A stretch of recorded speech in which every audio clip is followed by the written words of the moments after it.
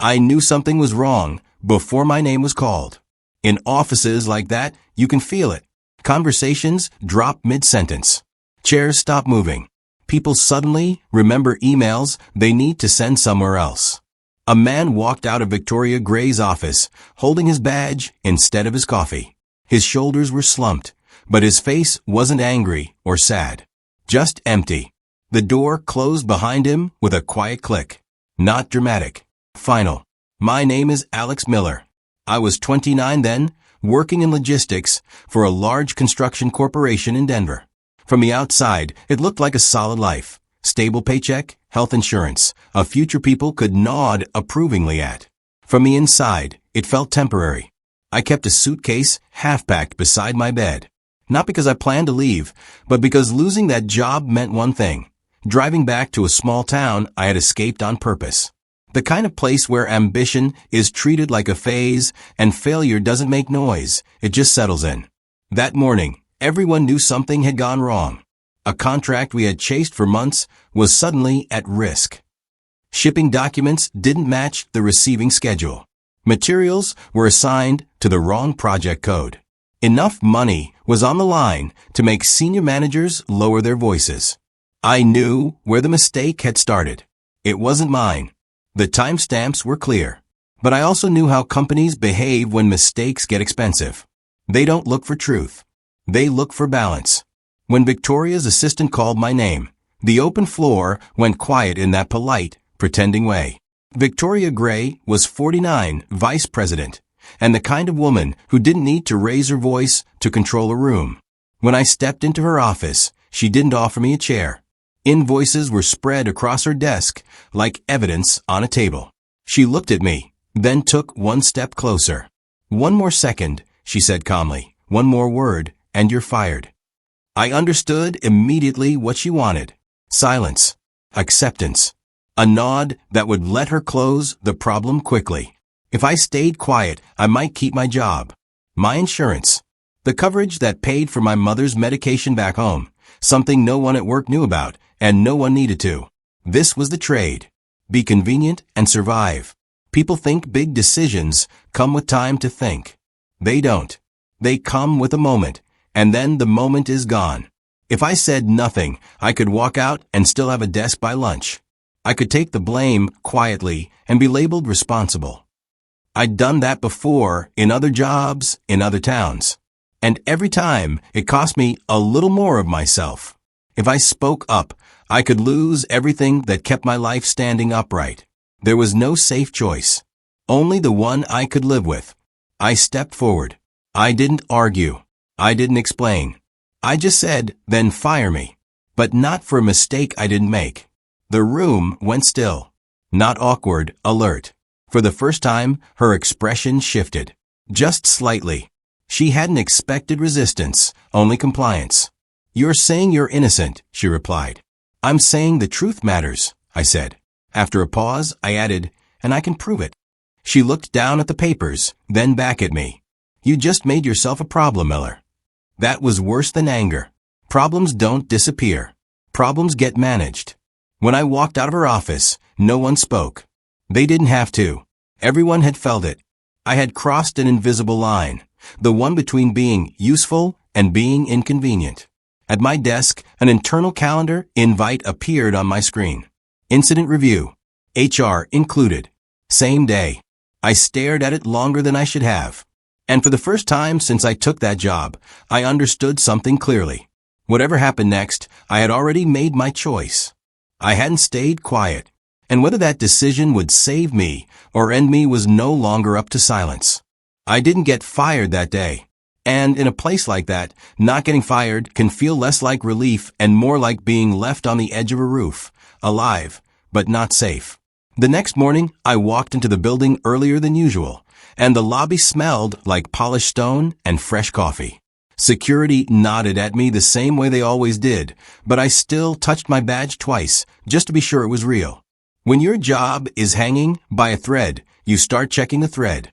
On the floor, the rumor had already taken shape. People weren't saying my name out loud, but I heard it anyway. In the break area, two guys stopped talking when I stepped in. At the printer, A woman smiled too quickly. I'd seen that kind of behavior back home, when people don't know if you're about to be promoted or buried. So they keep their hands clean by staying vague. Around 9, I caught a glimpse of Victoria Gray through the glass wall of her office.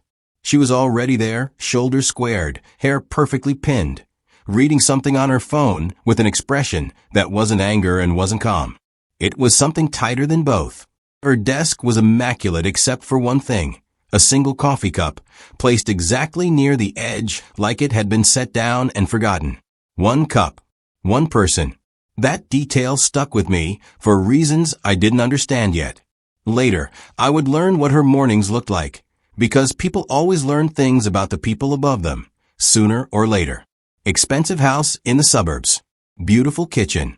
Everything clean enough to look unused. A schedule written down to the minute. Like if she left one blank space, something would crawl into it. And a message from an ex-husband who still wanted the last word. The kind of note that doesn't shout, just pokes. A reminder that a woman can run a division and still be treated like she failed if she didn't build the right kind of life. But that morning, I only knew what I could see. And what I could see was a powerful woman alone behind glass, staring at her phone like it had teeth. At 10:03, her assistant appeared at my desk. Alex, she wants you in her office. No one around me pretended to work this time. They worked hard at pretending they weren't listening. When I stepped in, Victoria didn't stand close like the day before.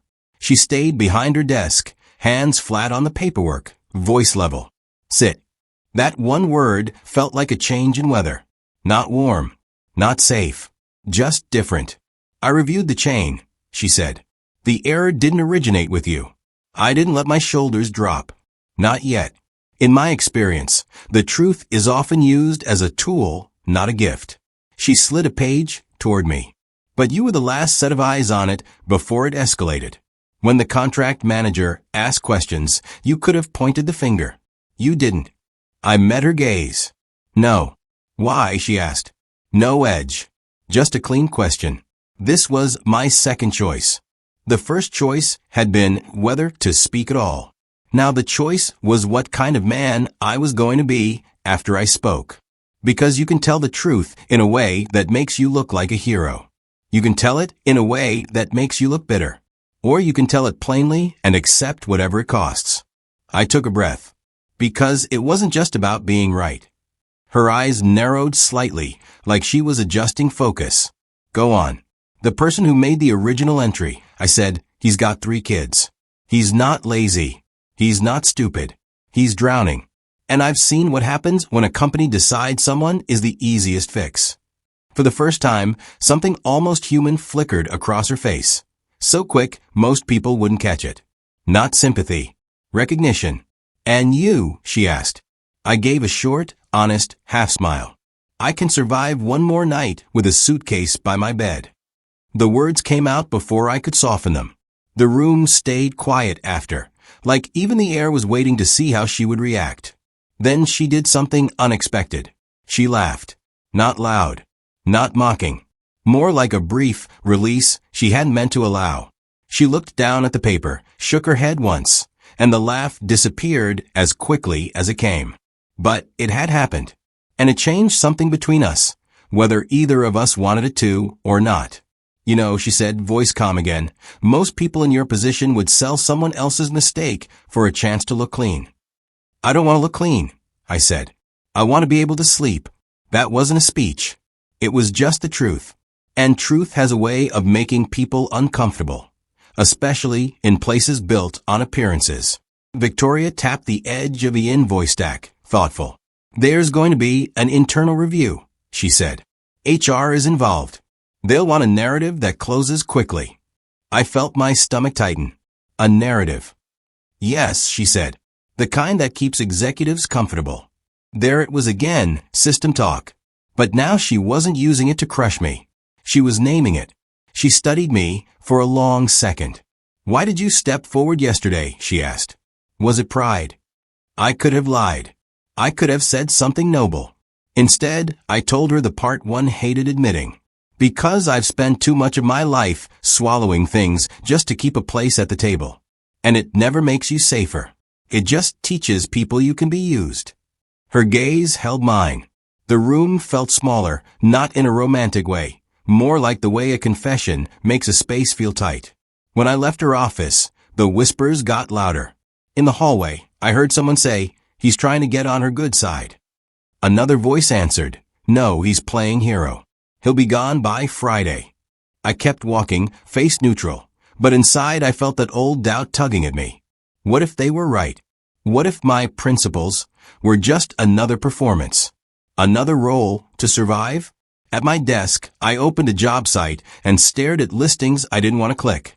Different cities, different companies, same fear underneath. Going backward. Near the end of the day, an email popped up from Victoria's assistant. "Ms. Gray requests you stay after hours.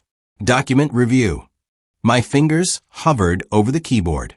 A simple request. Perfectly professional. And yet my pulse quickened. Because I couldn't tell what this was anymore. Was she pulling me deeper into the problem? Or was she pulling me closer to her? I looked around the office as people packed up and left. And for the first time since I'd walked out of her office the day before, I hesitated. Not because I was tired. Because I knew that really staying, might change more than my job. And I wasn't sure I was ready to find out why she wanted me there when no one else was watching. You know, something serious is happening when the building feels different before the workday even starts. That morning, the lobby lights were on earlier than usual. Security wasn't joking with anyone. And a man I didn't recognize stood near the elevators wearing a badge that didn't match the company colors. It read Internal Audit. I'd been around long enough to know what that meant. When internal audit shows up without warning, someone's career is already over. The only question is whose. By the time I reached my desk, the floor was already buzzing in low voices. People weren't asking what happened. They were asking who. I opened my email and found a calendar block I hadn't seen before. Mandatory review session. No explanation. No agenda. Just a time and a room number. I stared at it longer than I should have, feeling that old, familiar pressure in my chest. The one that says you're no longer in control, even if you pretend you are. An hour later, I was sitting across from Richard Caldwell. He was in his late 50s, maybe early 60s, the kind of man who looked like he'd never rushed for anything in his life. Gray suit, no tie, calm eyes. He didn't introduce himself. He didn't need to. His presence explained everything. "Alex Miller," he said, checking my name off a list. "Logistics." "Yes," I answered. He folded his hands. "We're reviewing an incident involving a delayed contract and misfiled documentation. I won't waste your time. We're not here to assign emotional blame. We're here to close a problem." That word again. Close. He slid a document across the table. "This report summarizes the chain of responsibility. If signed, it allows us to move forward quickly." I read every line. Slowly. My name appeared exactly where it needed to be, far enough from the center to look reasonable, close enough to absorb the impact. Not guilt. Just responsibility. The kind that sticks. "You'd be acknowledging a procedural failure," he continued. "Nothing dramatic. These things happen. In return, the company would provide a clean recommendation and assistance transitioning to another role, possibly outside this department. It wasn't framed as mercy. It was framed as efficiency. And if I don't sign?" I asked. Richard smiled politely, like a man explaining gravity. "Then the process becomes less predictable." I thought about my mother again. About insurance cards. About how fragile stable really is. I thought about how many times in my life I'd nodded, swallowed, and told myself it was just the smart thing to do. Richard leaned back. "Companies don't fire people for mistakes," he said. "They fire people for being inconvenient." The door opened behind him. Victoria stepped in. She looked composed, but there was something different now, less armor, more weight. She didn't look surprised to see me there. "Richard," she said evenly, "you didn't mention this meeting." "It's procedural," he replied. "I want to hear it." He explained the document again, exactly as before. Calm. Clean. Designed to leave no fingerprints. Victoria looked at the page, then at me. "This puts it on you." It resolves the situation, Richard said. Your name is too expensive. That landed hard. Victoria didn't argue right away. She looked at the table, at the pen, at the neatness of it all. Then she said, that decision went through me. Richard raised an eyebrow. I approved the escalation path, she continued. If there's responsibility here, it doesn't stop at him. The room shifted. Not dramatically. Subtly. Like a floor that isn't as solid as you thought. That complicates things, Richard said. Yes, she replied. But it makes them accurate. I felt something crack inside me. Not relief, not gratitude. Fear. Real fear. Because now this wasn't just my fall. It was shared. I looked at the document again. The pen was still there. Waiting. One signature, and this would all narrow back down to just me. One signature, and she could step away clean. I didn't reach for it. I won't sign, I said. My voice was steady, but my hands weren't. For the first time, doubt flickered across Richard's face, not about the outcome, but about the timeline. Then this will take longer, he said. He gathered his papers and stood. At the door, he paused. You'll both remember this day. After he left, the silence wasn't empty. It was exposed. Victoria finally looked at me. This isn't about protecting you, she said. It's about deciding who I am when the system asks me to sacrifice someone. I nodded, swallowing hard. I understand. Good, she said. Because it's going to get worse before it gets clearer. When I returned to my desk, my system access lagged before logging in. Just a second. Enough to notice. Enough to wonder. In the hallway, someone whispered the word restructuring. Someone else said lists. I sat down, staring at my screen, knowing this had crossed a line you don't uncross. This wasn't about keeping a job anymore. It was about whether I would walk out of this intact, or let the system decide what was left of me. The first thing I lost wasn't my job. It was my place in the room. The next morning, my name didn't get said the way it used to. People didn't greet me like a coworker. They greeted me like a question. I walked onto the logistics floor and felt eyes lift, then drop. Conversations didn't stop. Worse, they kept going, just quieter, like I'd become background noise they didn't want recorded. I knew my access still worked, but only barely. Requests that used to clear in minutes sat pending. A shipment release I'd normally approve with 2 clicks got rerouted to supervisor review. It was subtle, the kind of punishment a company can deny with a straight face. No one told me I was in trouble. They just moved the floor under my feet and watched to see if I'd fall. They relocated my desk too. Not officially. No email, no explanation. A facilities guy showed up and said, we're shifting seating for workflow. 10 minutes later, I was at a small station near the warehouse doors, where the air smelled like cardboard and diesel and the walls were thin. Trucks backed in all day, reverse alarms beeping, noise swallowing every thought. I told myself it didn't matter. A desk is a desk. But where they put you says what they expect from you. Victoria didn't call. Her emails, when they came, were clipped and formal. Please confirm receipt. Forward the attached. No Alex. No tone. Just instructions written like they were meant to survive discovery. I took it as distance, and distance turned into doubt. At night, I opened job listings and stared at cities I'd never been to. Then, without meaning to, I typed in my hometown zip code and watched the same old positions appear. The screen made my chest feel tight. Going back wasn't failure on paper. It was failure in the part of me that had promised I'd never shrink again. On Thursday, an envelope appeared on my chair. No name. Just a printed notice. Temporary reassignment of duties, pending review. I read it twice. Temporary. Pending. Words designed to sound harmless until you realize they can last forever. Around that time, my supervisor stopped by with the kind of smile men use when they don't want to be blamed later. Just keep your head down, he said. Let it blow over. He didn't ask if I was okay. He asked if I was quiet. When he walked away, I realized that was the real test now. Not whether I was innocent, but whether I would make the company uncomfortable by insisting on it. I sat there listening to the warehouse door slam open and shut, fighting the impulse to apologize for existing. My phone was in my pocket like a weight. I kept thinking about calling my mother just to hear a normal voice, but I didn't.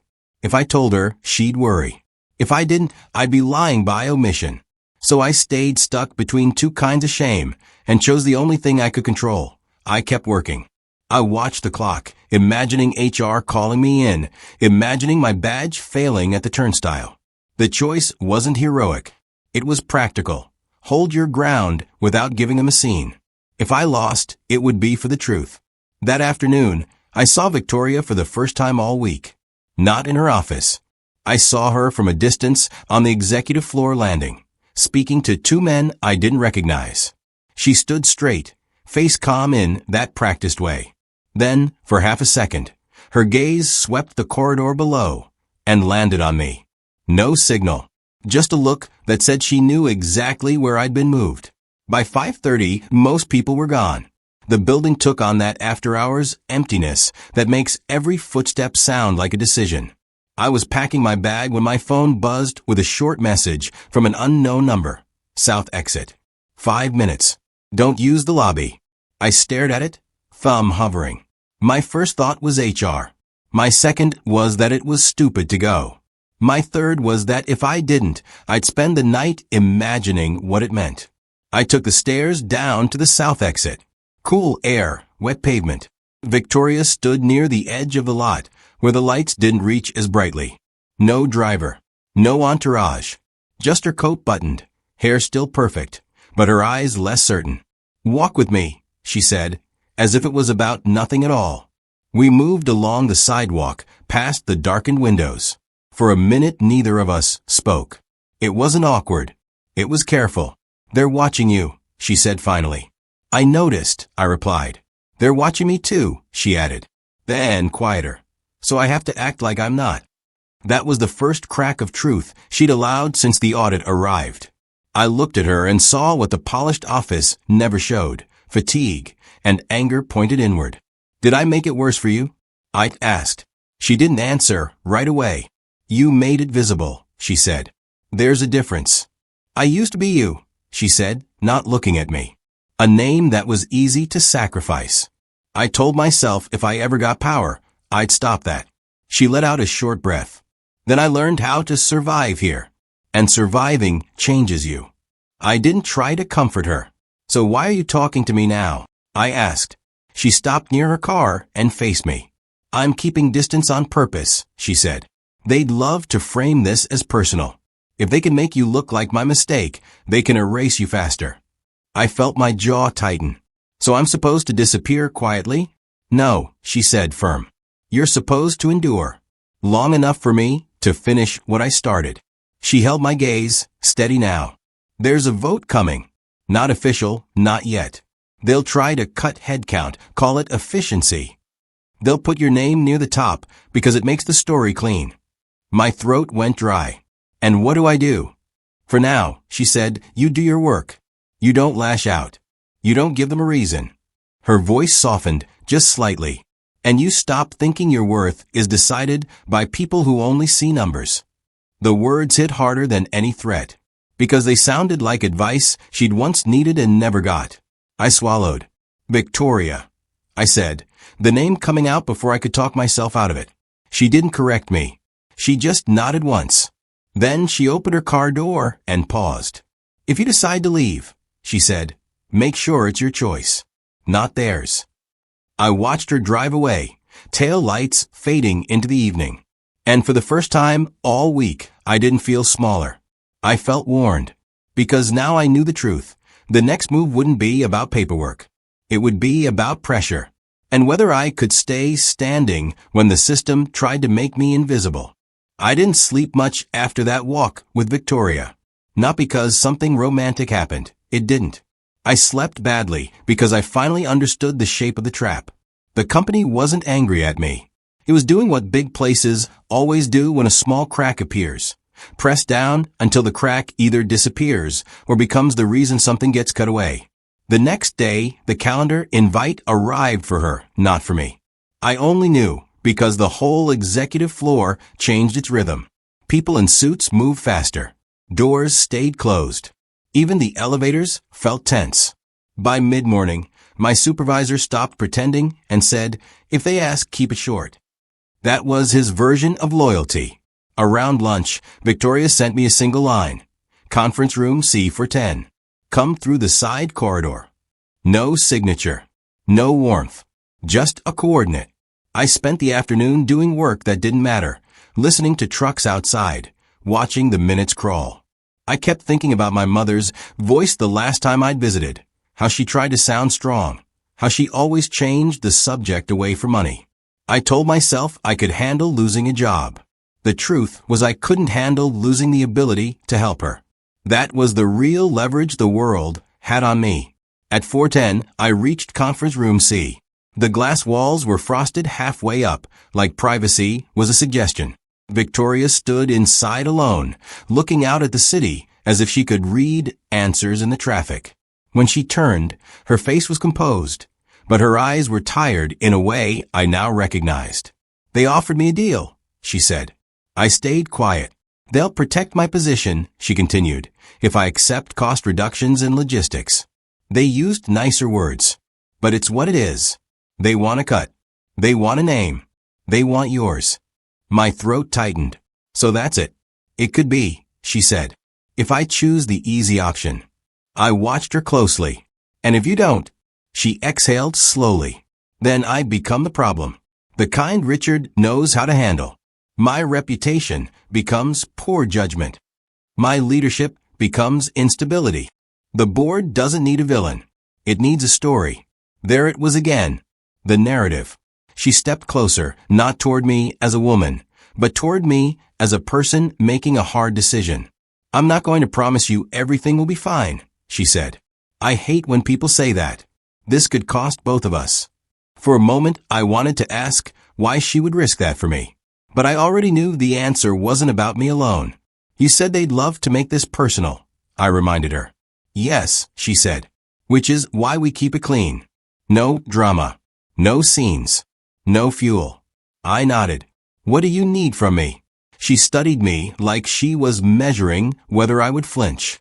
"I'm going to propose an alternative. Smaller cuts. No mass layoffs.